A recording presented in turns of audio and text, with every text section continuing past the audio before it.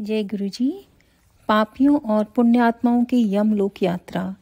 सनत कुमार जी कहते हैं, व्यास जी, मनुष्य 4 प्रकार के पापों से यमलोक में जाते हैं।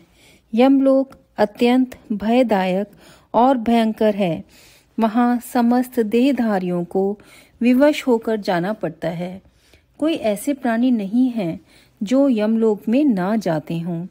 किए हुए कर्म का फल कर्ता को अवश्य भोगना पड़ता है। इसका विचार करो। जीवों में जो शुभ कर्म करने वाले सौम्यचित और दयालु हैं, वे सौम्य मार्ग से यमपुरी के पूर्व द्वार को जाते हैं। जो पापी पाप कर्म परायण तथा दान से रहित हैं, वे भयानक दक्षिण मार्ग से यमलोक की यात्रा करते हैं। मर्त्यलोक से 86,000 योजन की दूरी लांघ कर नाना रूप वाले यमलोक की स्थिति है, यह जानना चाहिए। पुण्य कर्म करने वाले लोगों को तो वह नगर निकटवर्ती सा जान पड़ता है, परंतु भयानक मार्ग से यात्रा करने वाले पापियों को वह बहुत दूर स्थित दिखाई देता है। वहाँ का मार्ग कहीं तो तीखे कांटों से युक्त है, कहीं कंकड़ों से व्याप्त है, कहीं छुरे की धार के समान तीखे पत्थर उस मार्ग पर जड़े गए हैं, कहीं बड़ी कीचड़ फैली हुई है। बड़े छोटे पातकों के अनुसार वहाँ की कठिनाइयों में भी भारीपन और हल्कापन है। कहीं कहीं यमपुरी के मार्ग पर लोहे की सुई के समान तीखे डाब फैले हुए हैं। तदंतर यमपुरी के मार्ग की भीषण यातनाओं और कष्टों का वर्णन करके सनत कुमार जी ने कहा, व्यास जी, जिन्होंने कभी दान नहीं किया है, वे लोग ही इस प्रकार दुख उठाते और सुख की याचना करते हुए उस मार्ग पर जाते हैं। जिन्होंने पहले से ही दान रूपी माथे राह खर्च ले रखा है, वे सुखपूर्वक यमलोक की यात्रा करते हैं। इस रीति से कष्ट उठाकर पापी जीव जब प्रेतपुरी में पहुंच जाते हैं, तब उनके विषय में यमराज को सूचना दी जाती है। उनकी आज्ञा पाकर दूत उन पापियों को यमराज के आगे ले जाकर खड़ा कर देते हैं।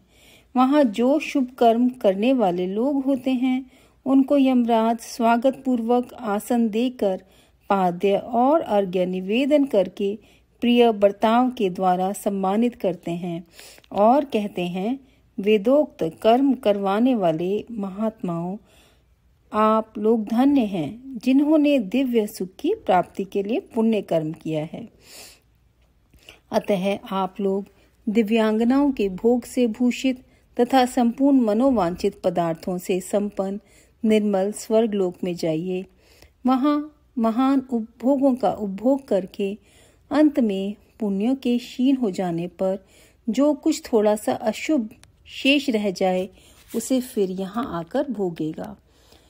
जो धर्मात्मा मनुष्य होते हैं, वे मानो यमराज के लिए मित्र के समान हैं। वे यमराज को सुखपूर्वक सौम्य धर्मराज के रूप में देखते हैं, किंतु जो क्रूर कर्म करने वाले हैं, वे यमराज को भयानक रूप में देखते हैं। उनकी दृष्टि में यमराज का मुख दाढ़ों के कारण विकराल जान पड़ता है। नेत्र टेढ़ी भौं से युक्त प्रतीत होते हैं। उनके केश ऊपर को उठे होते हैं। दाढ़ी मूछ बड़ी होती है। होठ ऊपर की ओर फड़कते रहते हैं। उनके 18 भुजाएं होती हैं। वे कुपित तथा काले कोयलों के ढेर से दिखाई देते हैं। उनके हाथों में सब प्रकार के अस्त्र होते हैं। वे सब प्रकार के दंड का भय दिखाकर उन पापियों को डांटते रहते हैं। बहुत बड़े भैंसे पर आरूढ़ लाल वस्त्र और लाल माला धारण करके बहुत ऊंचे महामेरु के समान दृष्टिगोचर होते हैं। उनके नेत्र प्रज्वलित अग्नि के समान उद्दीप्त दिखाई देते हैं। उनका शब्द प्रलय काल के मेघ की गर्जना के समान गंभीर होता है। वे ऐसे जान पड़ते हैं मानो महासागर को पी रहे हैं, गिरिराज को निगल रहे हैं और मुंह से आग उगल रहे हैं। उनके समीप प्रलय काल की अग्नि के समान प्रभा वाले मृत्यु देवता खड़े रहते हैं। काजल के समान काले काल देवता और भयानक कृतांत देवता भी रहते हैं। इनके सिवा मारी, उग्र महामारी, भयंकर काल रात्रि, अनेक प्रकार के रोग तथा भांति भांति के भयावह कुष्ठ मूर्तिमान हो हाथों में शक्ति, शूल, अंकुश, पाश, चक्र और खड्ग लिए खड़े रहते हैं। वज्रतुल्य मुख धारण करने वाले रुद्रगण शूर, तरकश और धनुष धारण किए वहां उपस्थित होते हैं। सभी नाना प्रकार के आयुध धारण करने वाले महान वीर एवं भयंकर हैं। इनके अतिरिक्त असंख्य महावीर यमदूत, जिनकी अंग कांति काले कोयले के समान काली होती है, संपूर्ण अस्त्र शस्त्र लिए बड़े भयंकर जान पड़ते हैं। ऐसे परिवार से घिरे हुए घोर यमराज तथा भीषण चित्रगुप्त को पापिष्ठ प्राणी देखते हैं। यमराज उन पाप कर्मियों को बहुत डांटते हैं और भगवान चित्रगुप्त धर्मयुक्त वचनों द्वारा उन्हें समझाते हैं। अध्याय 7 यहाँ पर समाप्त होता है संगत जी। अब हम आगे बढ़ते हैं। नरकों की 28 कोटियों तथा प्रत्येक के 5-5 नायक के क्रम से 140 रौरवादी नरकों की नामावली। सनत कुमार जी कहते हैं, व्यास जी, तदंतर यमदूत पापियों को अत्यंत तपे हुए पत्थर पर बड़े वेग से दे मारते हैं, मानो वज्र से बड़े बड़े वृक्षों को धाराशायी कर दिया गया हो। उस समय शरीर से जर्जर हुआ देहधारी जीव कान से खून बहाने लगता है और सुध-बुध खोकर निश्चेष्ट हो जाता है, और तब वायु का स्पर्श करा के वे यमदूत फिर उसे जीवित कर देते हैं और उसके पापों की शुद्धि के लिए उसे नरक समुद्र में डाल देते हैं। पृथ्वी के नीचे नरक की 7 कोटियां हैं, जो 7वें तल के अंत में घोर अंधकार के भीतर स्थित हैं। उन सब की 28 कोटियां हैं। पहली कोटि घोरा कही गई है, दूसरी सुघोरा जो उसके नीचे स्थित है, तीसरी अति घोरा, चौथी महाघोरा, 5वीं घोर रूपा, 6ठी तला तला, 7वीं भयानका, 8वीं काल रात्रि, 9वीं भयोत्कटा, उसके नीचे 10वीं चंडा, उसके भी नीचे महाचंडा, फिर चंड कोलाहला तथा उससे भिन्न प्रचंडा है, जो चंडों की नायिका कही गई है। इसके बाद पद्मा, पद्मावती, भीता और भीमा है, जो भीषण नरकों की नायिका मानी गई हैं। 18वीं कराला, 19वीं विकराला और 20वीं नरक कोटि वज्रा कही गई है। तदंतर त्रिकोणा, पंचकोणा, सुदीर्घा, अखिलार्तिदा, समा, भीम बला, भीमा तथा 28वीं दीप्त प्राया है। इस प्रकार मैंने तुमसे भयानक नरक कोटियों के नाम बताए हैं।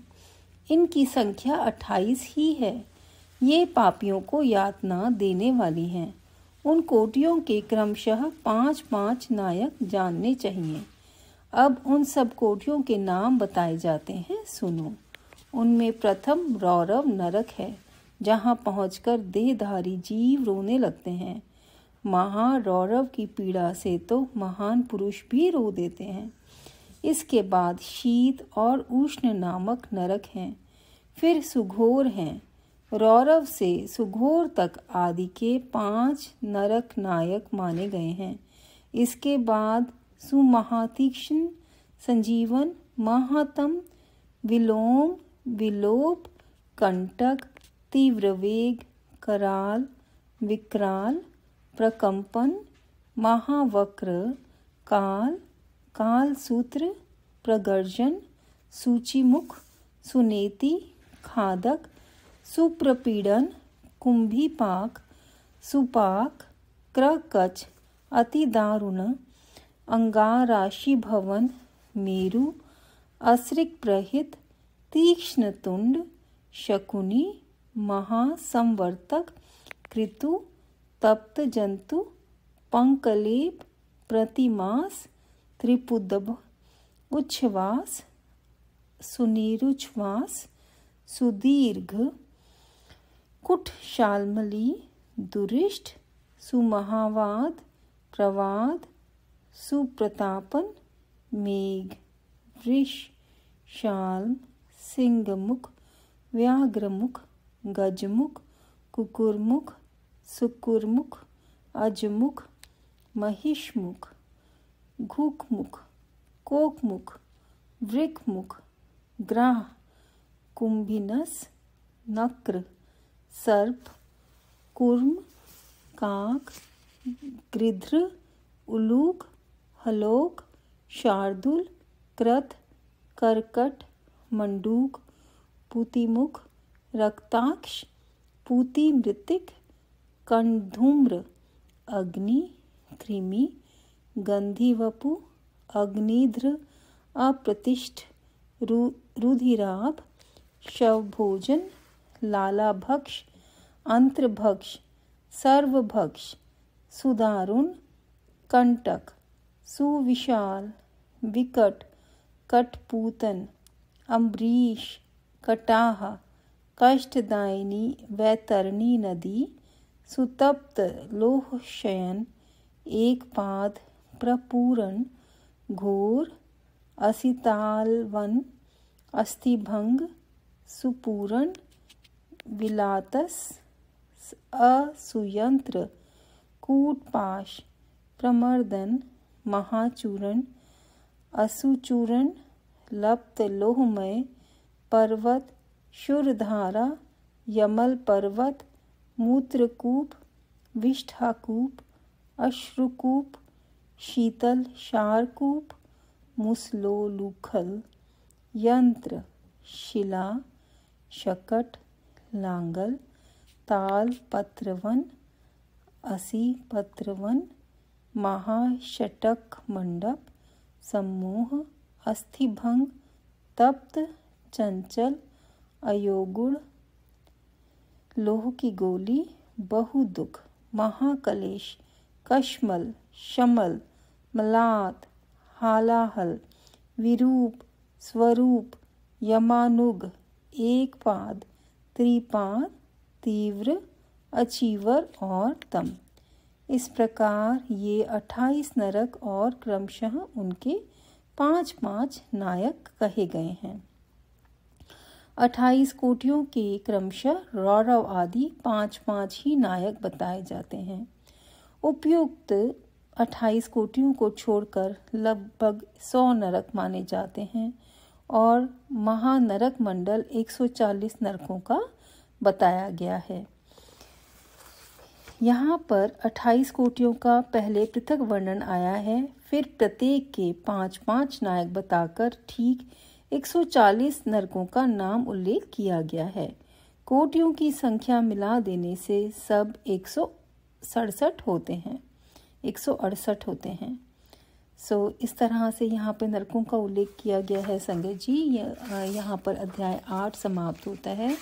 सबसे बड़ी बात जो इस चैप्टर में हमें समझ में आई है वो ये है कि अपने किए हुए कर्मों का फल कर्ता को अवश्य भोगना पड़ता है और गुरुजी की कृपा से गुरुजी हमें वो कर्मों से मुक्ति दे देते हैं। और जैसे गुरुजी ने बोला यहाँ पर दान करने की बात भी आई है और गुरुजी ने हमको बोला है कि गुप्त पाठ करो, गुप्त दान करो और हमारे बाएं हाथ को भी पता नहीं चलना चाहिए कि हमने कुछ पाठ या दान किया।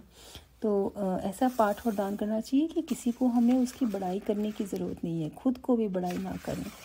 तो इसके साथ ही सारी संगत जी को बहुत बहुत बहुत प्रणाम, गुरु जी का शुक्राना। जय गुरु जी।